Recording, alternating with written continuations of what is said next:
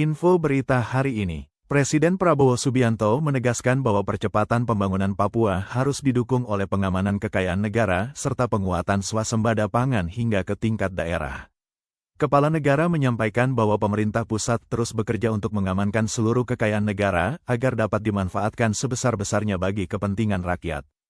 Saya sebagai presiden dibantu oleh menteri-menteri, kita terus bekerja sekarang untuk mengamankan kekayaan negara, kita mencari aset-aset, kita meneliti peraturan-peraturan, dan kita tidak segan-segan untuk melakukan apa yang diperlukan sehingga semua kekayaan negara bisa kita amankan dan kita gunakan untuk kepentingan rakyat kita, ujar Presiden Prabowo saat memberikan pengarahan kepada Kepala Daerah se-Papua serta Komite Eksekutif Percepatan Pembangunan Otonomi Khusus Papua di Istana Negara.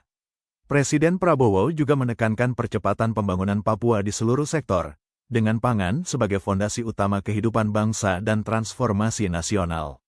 Presiden menegaskan bahwa ketahanan pangan merupakan kunci keberlangsungan bangsa yang harus dibangun dari tingkat nasional hingga daerah.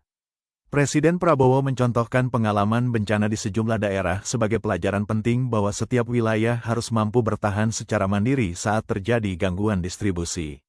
Presiden pun mendorong penguatan kembali konsep lumbung pangan dari tingkat desa hingga nasional.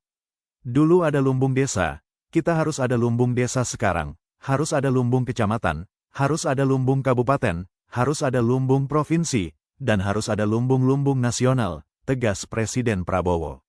Dalam kesempatan tersebut, Presiden turut menyoroti tingginya biaya logistik akibat ketergantungan antar wilayah dalam pemenuhan pangan, sehingga setiap daerah perlu mengembangkan produksi pangan sesuai potensi lokal.